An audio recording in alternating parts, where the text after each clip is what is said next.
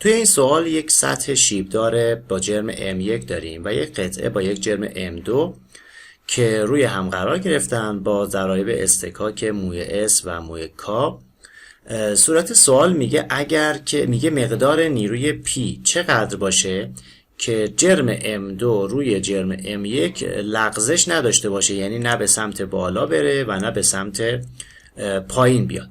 خب میدونیم که جرم M2 وابسته به نیروی P ممکنه که رو به بالا حرکت کنه یا رو به پایین حرکت بکنه. پس ما بایستی یک بازه برای نیروی P به دست بیاریم. خب دیاگرام آزاد رو برای جرم M2 ترسیم بکنم. برای جرم M2 ما یک دیاگرام آزاد داریم به این شکل. یک نیروی N به صورت عمود بر سطح داریم که از سمت گوه به جسم وارد میشه. این زاویه هم 20 درجه هست. یک نیروی mg داریم رو به پایین، mg یا m2g بگذارم که وزن مشخص باشه و بسته به اینکه این جسم M2 رو به سمت بالا بره یا پایین بره، جهت نیروی اصطکاک بین سطح بین این جسم و جسم پایین متفاوت میشه. برای حالت اول فرض میکنیم که این جسم قرار باشه که در آستانه لغزش رو به پایین قرار بگیره. در این صورت نیروی اصطکاک به سمت بالا خواهد بود و اینجا ما یک نیروی موی SN داریم که زاویه هم همچنان 20 درجه است، این زاویه گوه. خب میدونیم که این جسم حتی اگه بلغزه رو به بالا یا رو به پایین، در هر صورت خود جسم به سمت راست حرکت میکنه چون نیروی P به سمت راست هست. پس من برای این جسم روابط تعادل رو می نویسم در جهت X و در جهت Y. خب در جهت X چی داریم؟ در جهت X ما یک مؤلفه افقی برای نیروی N داریم رو به این سمت، رو به سمت راست. پس می نویسم N سینوس 20 درجه رو به سمت راست منهای نیروی معکوس، نیروی ضریب اصطکاک، منهای موی S ضرب در N کوسینوس 20 درجه.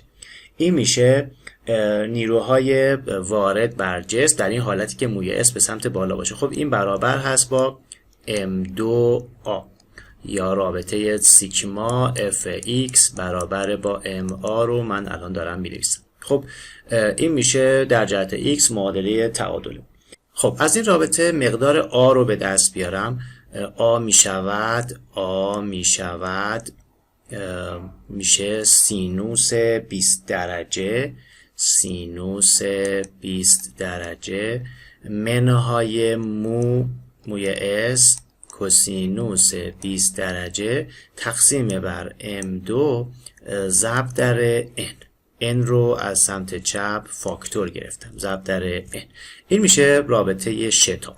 خب رابطه دیگه تعادل رو بنویسم. سیگما Fy برابر با 0. در جهت Y ما هیچ حرکتی نخواهیم داشت. خب سیگما Fy مساوی با 0. چی داریم از این رابطه؟ داریم M2G رو به پایین، M2G رو به پایین مساوی هست با، یا همه روابط رو یک طرف بنویسم، منهای M2G رو به پایین به اضافه موی SN مؤلفه عمودی رو به بالاش رو میخوام بنویسم، موی SN سینوس 20 درجه به اضافه N هم مؤلفه عمودی داره، به اضافه N کوسینوس 20 درجه رو به بالا برابر با 0. در جهت Y هیچ حرکتی نداریم. خب میتونیم از این رابطه مقدار N رو به دست بیارم. این عبارت رو میبرم سمت دیگه تساوی. پس N برابر میشه با M2G تقسیم بر، از این قسمت هم N رو فاکتور میگیرم، تقسیم بر موی S ضرب در سینوس 20 درجه به اضافه کوسینوس 20 درجه. این هم مقدار N. خب میتونم مقدار N رو توی رابطه بالا جایگذاری بکنم. اون وقت شتاب به دست میاد. A برابر میشه با سینوس 20 منهای موی S در کوسینوس 20 تقسیم بر M2 ضرب در N رو از رابطه پایین جایگذاری میکنم، میشه ضرب در M2G تقسیم بر موی S سینوس 20 درجه به اضافه کوسینوس 20 درجه. خب از این رابطه مقدار A به دست میاد. این M2 ها ساده میشه و مقدار A میشه سینوس 20 منهای موی S کوسینوس 20 تقسیم بر موی S سینوس 20 به اضافه کوسینوس 20 در G. خب میتونم مقادیر رو جایگذاری کنم. سینوس 20 عدد هست به دست میاد. موی S رو هم توی صورت سوال داریم، مقدارش هست 3/10 و کوسینوس 20 بقیه ترم ها رو داریم. میتونم این مقدار رو جایگذاری بکنم. اگر این مقدار رو جایگذاری بکنیم مقدار A برابر میشه با ممیز 0.577 G. این مقدار A اگر شتاب جسم M2 به این اندازه باشه، اون وقت جسم M2 شروع میکنه لغزیدن رو به سمت پایین، در آستانه لغزش رو به سمت پایین در اصل قرار میگیره، چون موی S رو ما به سمت بالا گرفتیم. خب برای حالت دوم همین کار رو انجام میدم، فقط این مرتبه موی S رو به سمت پایین در نظر میگیرم، یعنی دیاگرام آزاد رو به این شکل ترسیم میکنم. میگم که این جر یک نیروی N داریم با زاویه 20 درجه و یک نیروی mg داریم عمود رو به پایین. این دفعه فرض میکنم جسم قرار باشه که رو به بالا حرکت بکنه. اگر جسم بخواد رو به بالا حرکت بکنه موی S رو به پایین میشه، پس میشه موی S در n و زاویه هم همچنان 20 درجه هست. موی S در n به صورت مورب، زاویه هم با افق هست 20 درجه. خب حالا مجدد روابط افق رو می نویسم براش، یعنی میگم که خب سیگما fx برابر با max. خب جایگذاری بکنم. در جهت x چی داریم؟ یه مؤلفه افقی n دارم، پس میشه رو به سمت راست، میشه n کوسینوس 20 درجه، n سینوس 20 درجه، n سینوس 20 درجه. مؤلفه موی S هم کمکش میکنه، به اضافه موی S n در کوسینوس 20 درجه. این برابر هست با m2 a. خب دوباره a رو از این رابطه پیدا میکنم. a میشود سینوس 20 به اضافه موی S کوسینوس 20 تقسیم بر m2 در n. این مقدار A. سیگما f y رو بنویسم. سیگما f y برابر با 0. خب در جهت y mg رو به پایین داریم، مساوی هست با یک مؤلفه mg رو به پایین داریم، یک مؤلفه، پس منهای m2g، این m2 هست، منهای m2 g رو به پایین. ضمناً یک مؤلفه عمودی موی S هم رو به پایین داریم، منهای موی S n سینوس 20 درجه رو به پایین و رو به بالا چی داریم؟ مؤلفه عمودی n رو داریم، n کوسینوس 20 درجه رو به بالا برابر با 0. خب از این رابطه مجدد n رو به دست میارم. mg رو میبرم سمت دیگه تساوی، پس n میشه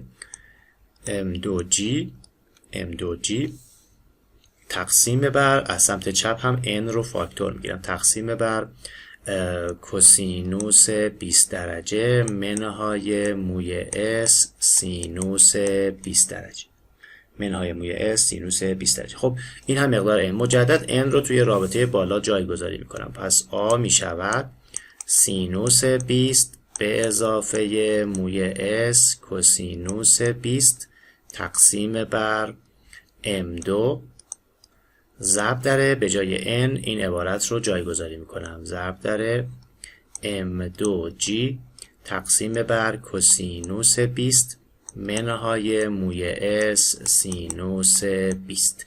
خب دوباره n2 ها ساده میشه و ترم a رو میتونم راحت بنویسم. مقدار a میشود سینوس 20 به اضافه سینوس 20 به اضافه موی S کوسینوس 20 تقسیم بر کوسینوس 20 منهای موی S سینوس 20 در g رو هم داریم. خب میتونیم دوباره مقادیر رو جایگذاری بکنیم توی این عبارت، یعنی سینوس 20 رو که دارم، موی S رو میتونم مقدار 3/10 رو که توی صورت سوال داشتیم جایگذاری بکنم و مقدار A رو به دست بیارم. مقدار A اگر از این رابطه محاسبه بشه میشه ممیز 0.745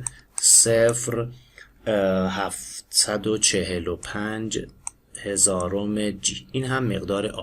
حالا صورت سوال از ما خواسته که نیروی پی رو محاسبه بکنی. خب نیروی پی بایستی به اندازه‌ای باشه که به M2 توی این دوتا وضعیت برای M2 این دوتا وضعیت شتاب رو ایجاد کنه، ولی نیروی پی بایستی M1 رو هم حرکت بده. پس من دوتا شتاب رو بایستی برای دوتا جرم در نظر بگیرم. پس در مجموع به این شکل می نویسم که پی، چون رابطه اصلی که داریم این هست سیگما F برابر با ام آ، اما M جرم هر دو هست، یعنی M1 به اضافه M2 در شتاب هست. پس P رو اگر من بخوام در نظر بگیرم بایستی به این شکل بنویسم P مقداری بین M1 به اضافه M2 در A، یعنی ممیز 7.45 G هست، یا بین